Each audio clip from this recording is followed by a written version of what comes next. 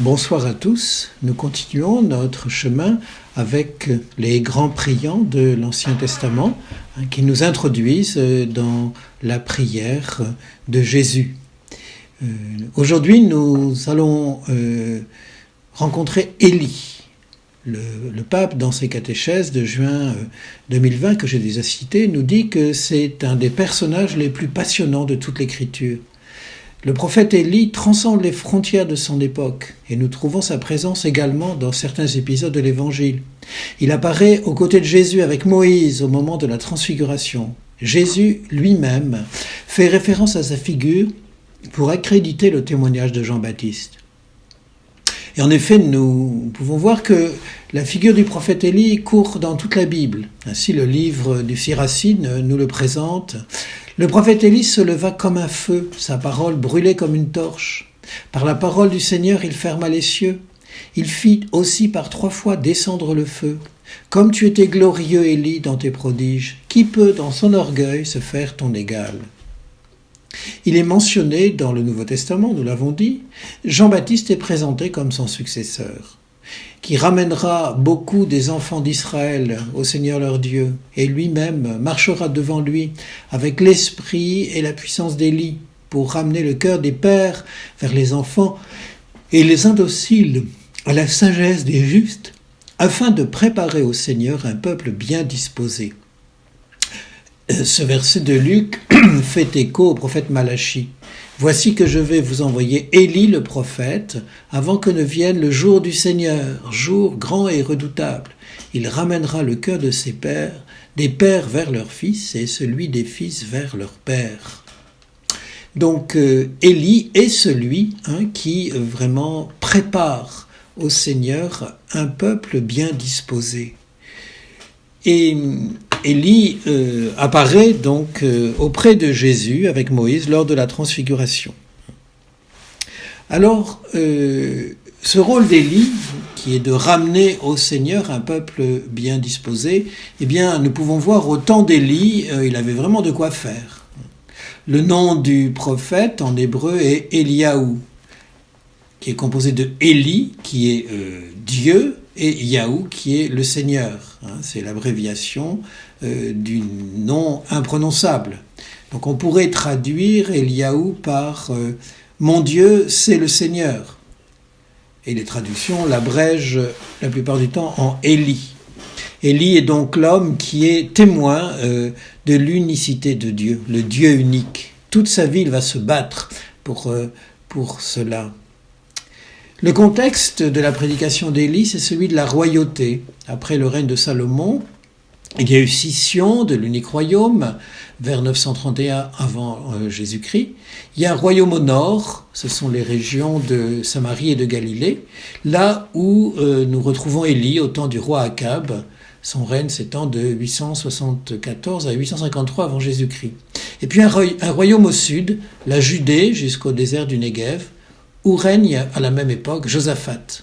Et il y a un contraste fort entre les deux règnes. Josaphat, lui, est un roi juste, alors que Akab fit ce qui est mal aux yeux du Seigneur, plus que tous ses prédécesseurs, nous dit le premier livre des rois au chapitre 16.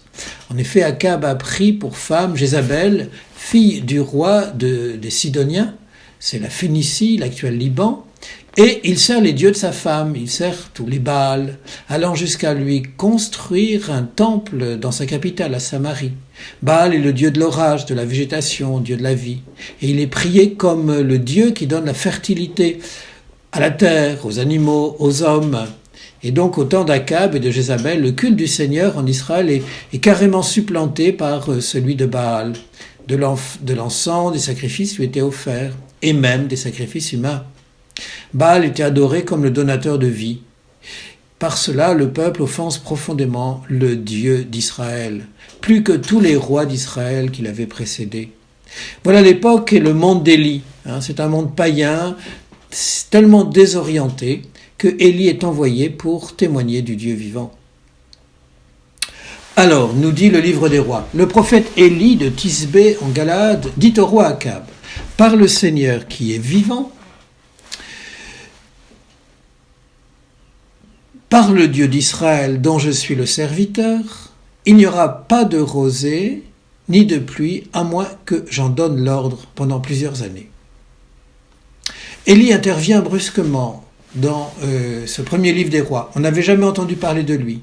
Il entre en scène comme cela. Retenons deux expressions. Par le Seigneur qui est vivant, ou encore par la vie du Seigneur.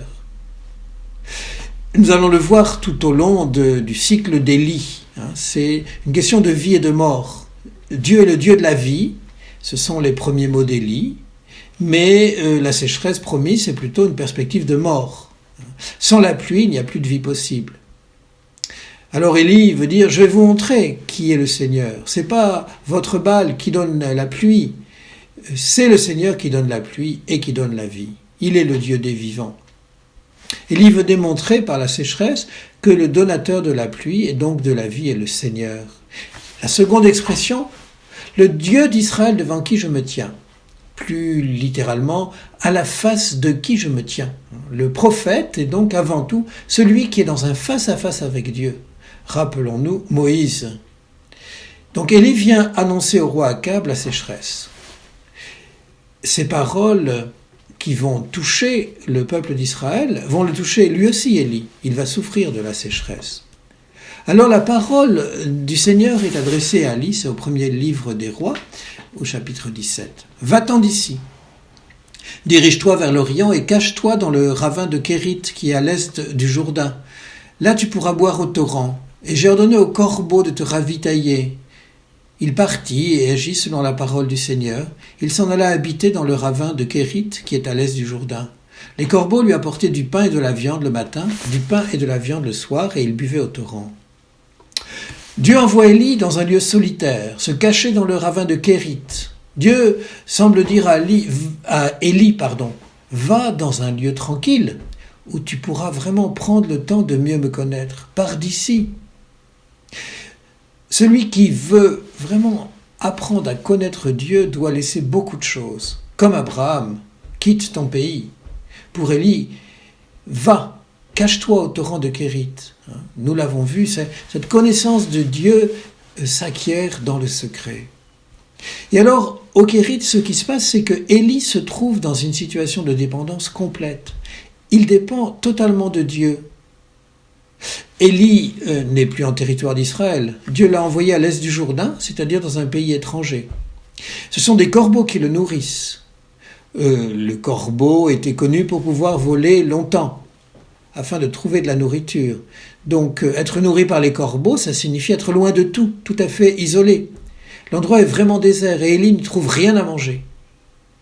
Et les commentateurs rappellent aussi que le corbeau fait partie de la liste des oiseaux impurs. Et donc, d'une certaine façon, cela ajoute à l'épreuve d'Élie. Il est vraiment en terre païenne. Sa nourriture lui est apportée par un oiseau impur. La situation du prophète n'est donc pas du tout confortable. Il est dans une situation de dépendance totale. Certes, il n'a pas à se préoccuper de sa nourriture, mais il n'a pas de provision. Et sa survie dépend, jour après jour, de l'arrivée du corbeau. On peut considérer que c'est une épreuve, que la vie de chaque jour dépend d'un volatile. Mais voilà qu'il n'y a plus d'eau pour le prophète non plus. Alors Dieu l'envoie à Sarepta, dans le territoire de Sidon, la région natale de la redoutable Jézabel. Il est envoyé chez une veuve. C'est une expérience pour Élie, une expérience d'obéissance qui met Élie en harmonie, on pourrait dire, avec Dieu, qui est l'ami des faibles et des petits. Alors nous allons passer rapidement sur ce séjour, sur le miracle et la multiplication de la farine et de l'huile chez cette pauvre veuve, chez qui il n'y a plus rien à manger, sur la résurrection du fils de la veuve. En tout cela, Élie dépend totalement de la présence et de l'action de Dieu. Je voudrais m'arrêter maintenant quelques instants sur ce qu'on peut recueillir comme lumière de cet itinéraire du prophète. Il est, on pourrait dire, prophète en formation pour devenir témoin du Dieu vivant. Et il est bon de nous souvenir que le Christ connaissait bien ce récit du premier livre des rois. À ses compatriotes à Nazareth, il rappelle l'envoi d'Élie à Sarepta. Du Kérit à Sarepta, Élie apprend à accueillir les dons de Dieu. Dieu ne s'impose pas. Il offre ses dons à celui qui est prêt à les recevoir, à celui qui est pauvre, plein d'espérance. Dans cette attitude de confiance complète, il y a vraiment une expérimentation de la pauvreté. Une expérience de l'attente, de l'épreuve qui dure pendant des jours. De nombreux jours passèrent, lit-on au livre des Rois au chapitre 18. Alors la parole du Seigneur fut adressée à Élie la 3e année. « Va, montre-toi à Akab, je vais lui donner la pluie sur la surface du sol. » Élie a besoin de temps pour s'ouvrir aux dons de Dieu. Bien sûr, il répond aux ordres du Seigneur, mais il a aussi besoin de faire cette expérience de la durée. Cette attitude de la patience permet à l'homme d'accueillir ce don de Dieu. La première attitude du prophète, c'est une attitude d'attente, d'accueil. Nous pensons habituellement que le prophète, c'est quelqu'un qui travaille, qui réalise ce qui lui est demandé. Eh bien, nous voyons avec Élie que la première attitude, c'est une attitude d'attente. Demeurer ouvert à Dieu. Lui être tout entier donné. Être donné, ça veut dire être donné à Dieu dans la prière pour le recevoir, mais c'est aussi être donné à Dieu dans l'action pour être témoin. C'est être totalement ouvert à Dieu. Être donné, c'est être ouvert à Dieu pour recevoir son amour. La réponse à l'emprise de Dieu, c'est le don de soi, nous l'avons déjà vu. Ce don se fait avec tout ce que nous sommes. Ce don est l'expression qui traduit mon désir de Dieu. Je me donne à Dieu avec tout ce que je suis, tout ce que j'ai, avec bien sûr tout ce que le Seigneur a mis de beau en moi, mais aussi mes défauts, mon péché, mes tendances mauvaises. Oui. Donc se donner, c'est apprendre dans la durée à se livrer à Dieu, à se livrer à l'Esprit Saint. C'est ce que Dieu attend de nous, pour nous saisir, pour nous envahir de plus en plus. Être donné, être dans cette attitude d'attente, c'est se laisser faire par l'Esprit Saint.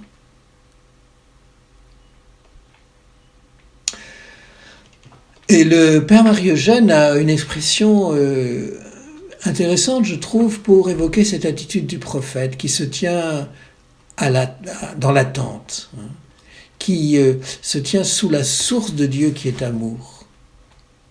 Il nous dit que le prophète est comme appelé à réparer une blessure faite au cœur de Dieu. Dieu qui est miséricorde infinie n'a qu'un désir, qu'une joie, c'est de se donner. Et il nous a fait pour recevoir ses dons. Seulement voilà, les cœurs sont fermés, si souvent, ignorants, indifférents.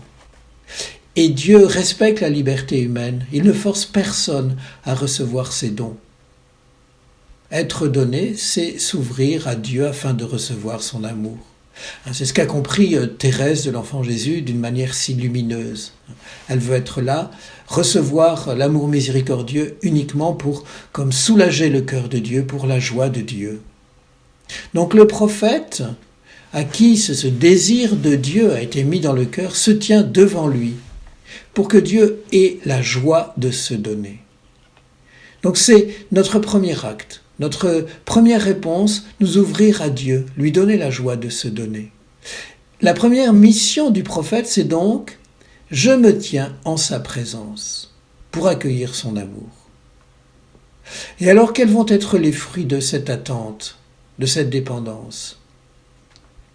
Eh bien, lorsque nous faisons cette expérience du manque, de cette pauvreté intérieure, eh bien Dieu nous fait expérimenter comment il est la source de toute fécondité.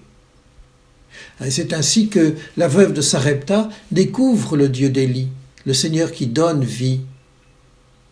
Mais le fruit de cette épreuve est aussi pour Élie. Grâce à cette femme, Élie reconnaît que Dieu, le Dieu de la vie, est aussi celui des païens. Alors pour reprendre cela, revenons vers Thérèse. Thérèse qui a vraiment compris que l'attitude qui sauve, c'est celle de l'enfant qui se remet entre les mains du Père.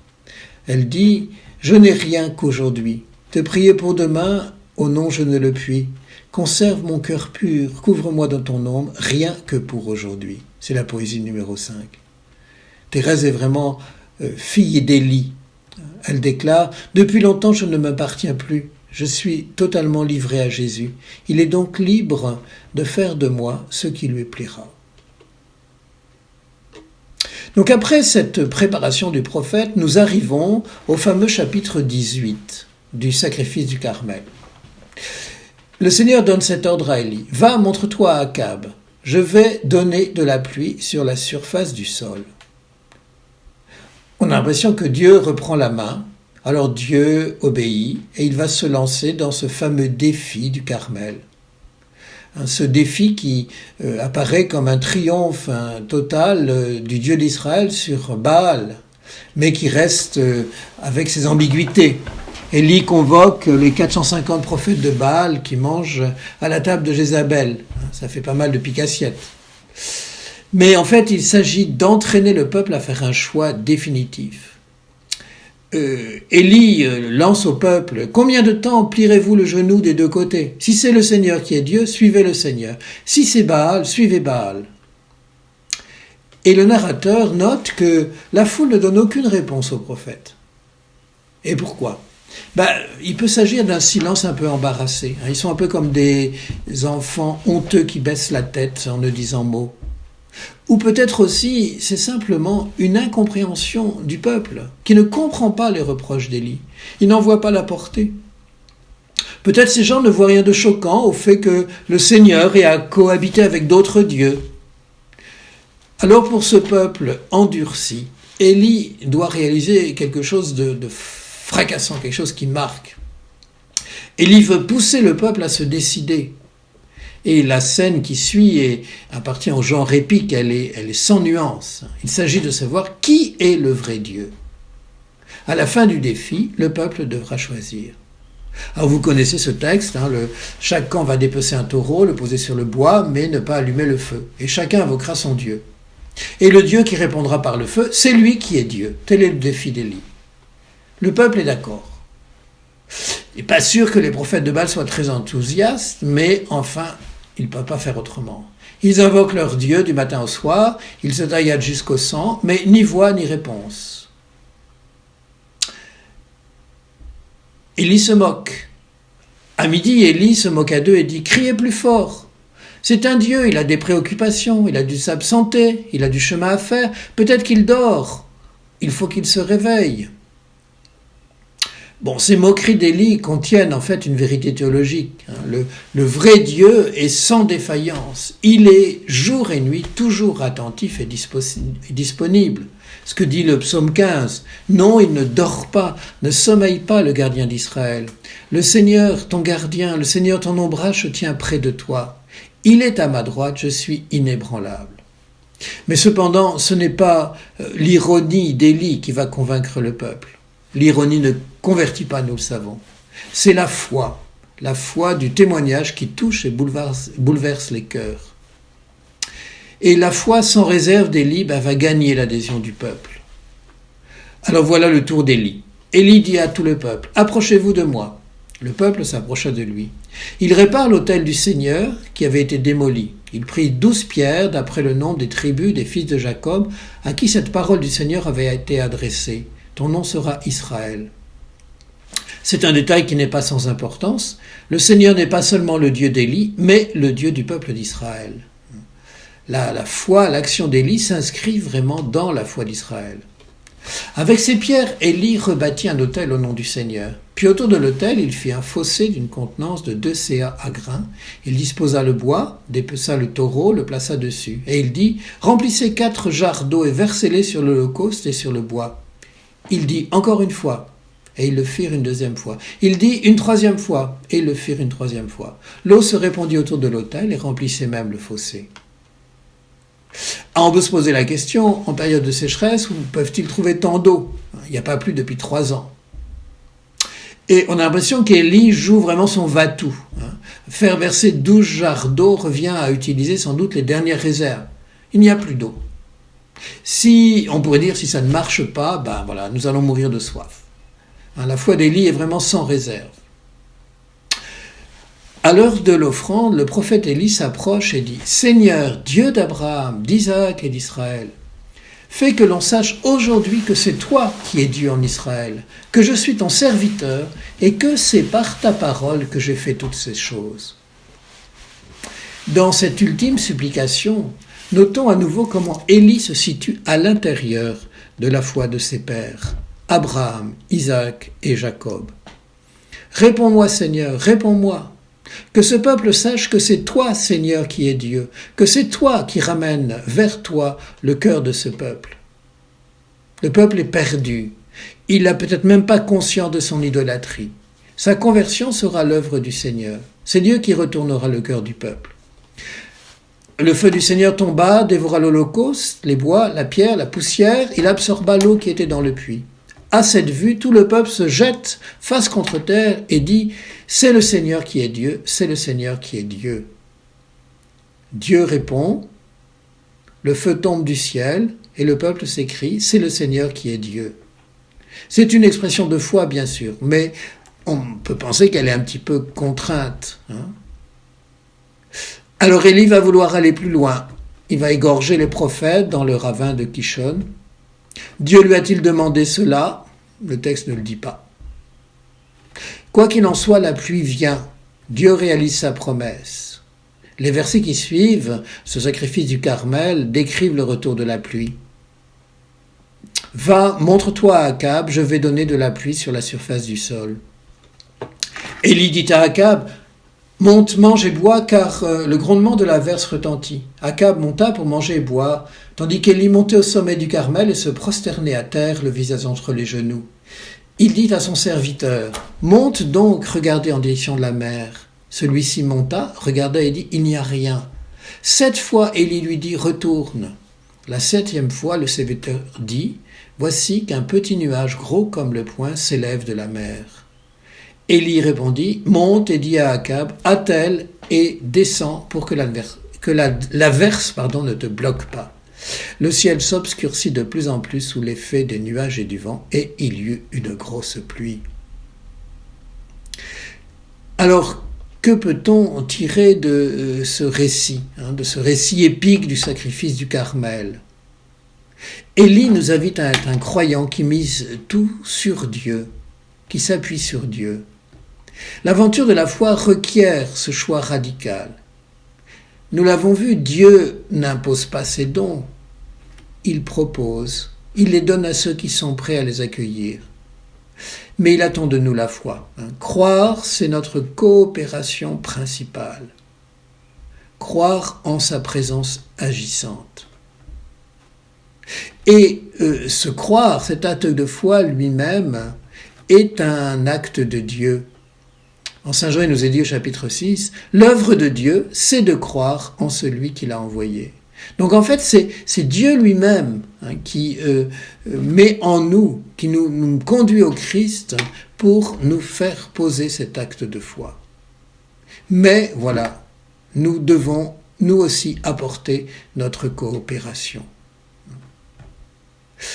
Alors, ce mont Carmel, où se fait cet acte de foi, de notre intériorité, de ce château intérieur dont nous avons parlé, qui est ce lieu revêtu de toute beauté, nous savons qu'il peut être souillé par la présence d'idoles.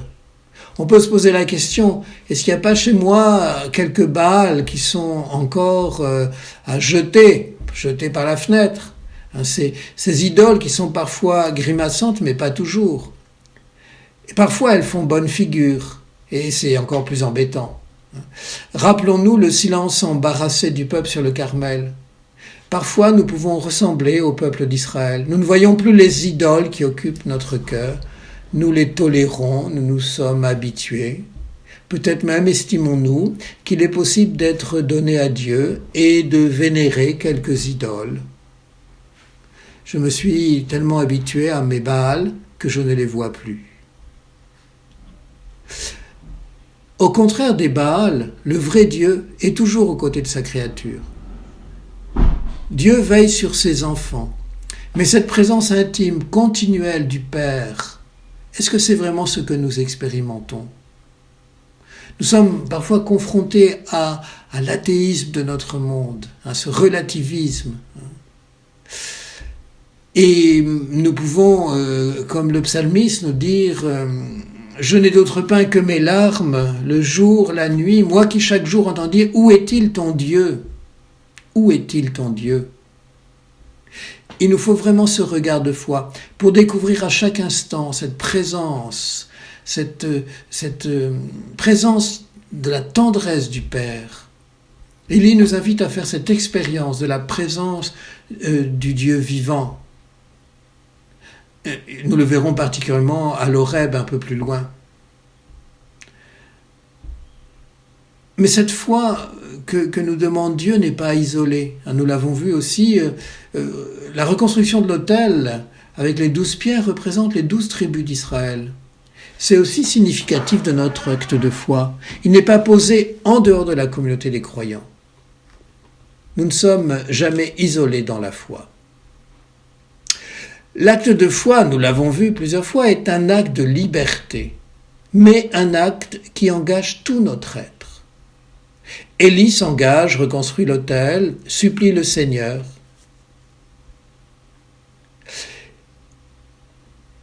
Et voilà que Élie va devoir fuir, car les 450 prophètes de Baal qui ont perdu la vie étaient les protégés de la reine Jézabel, et elle est furieuse. Et alors, cette page étonnante où on assiste à la fuite du prophète devant la colère de Jézabel. Un homme pourchassé, épuisé, qui souhaite mourir. Mais le Seigneur soutient son prophète, et celui-ci va parvenir à l'Horeb où il rencontre Dieu. Alors nous abordons la troisième partie de ce cycle d'Élie, la rencontre de Dieu à l'Horeb. Donc Jézabel menace de tuer Élie. Il s'enfuit. Il marche seul dans le désert. Et au bout d'un jour de chemin, il s'assoit et il souhaite mourir et dit « Maintenant, Seigneur, c'en est trop, reprends ma vie. Je ne vaux pas mieux que mes pères. » Le grand prophète, le grand vainqueur du Carmel, est laissé à ses propres forces. Il est découragé.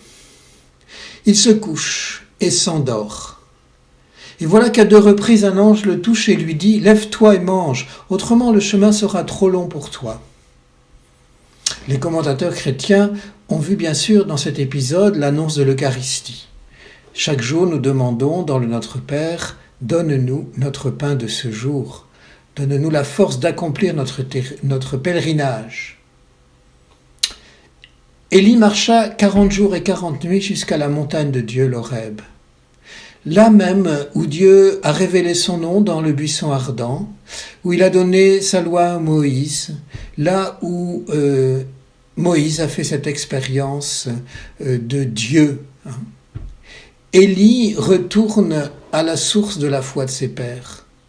Il va à la rencontre de son Dieu. Et cette marche dans le désert rappelle évidemment les 40 ans de l'Exode.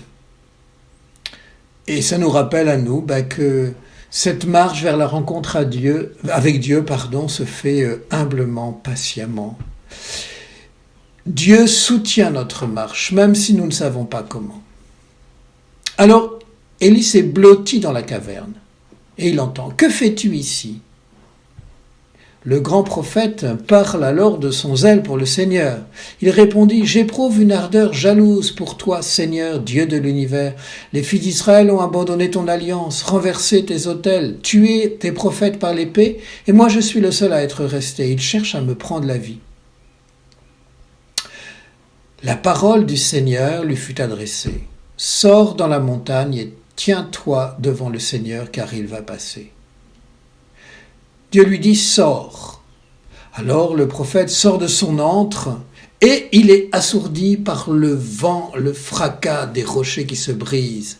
Mais il comprend que le Seigneur n'était pas dans le vent. Puis la terre tremble, mais le Seigneur n'y est pas plus présent. Puis il y eut un feu. Comment ne pas se rappeler le feu qui hier au Carmel dévorait l'Holocauste, les pierres et même l'eau. Mais le Seigneur n'était pas dans le feu. Enfin, ce fut une voix d'un fin silence. C'est une expression difficile à traduire, une expression paradoxale. une voix d'un fin silence. C'est une haute expérience de Dieu.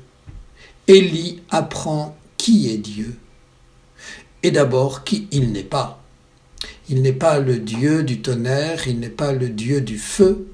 Il est le Dieu qui se révèle dans ce fin silence. Alors Élie reçoit une nouvelle mission.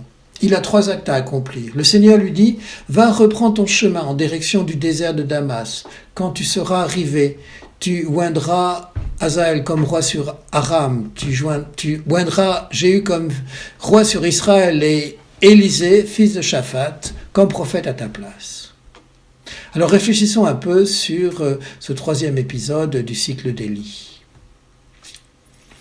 Une première constatation qui est, je pense, assez encourageante, c'est le retournement de situation. Élie s'est enfoncé dans le désert, non pas pour rencontrer Dieu, mais pour sauver sa peau. Et sa fuite va comme se transformer en retraite. Il rencontre celui qui tient toutes choses en sa main, celui qui est infiniment bon.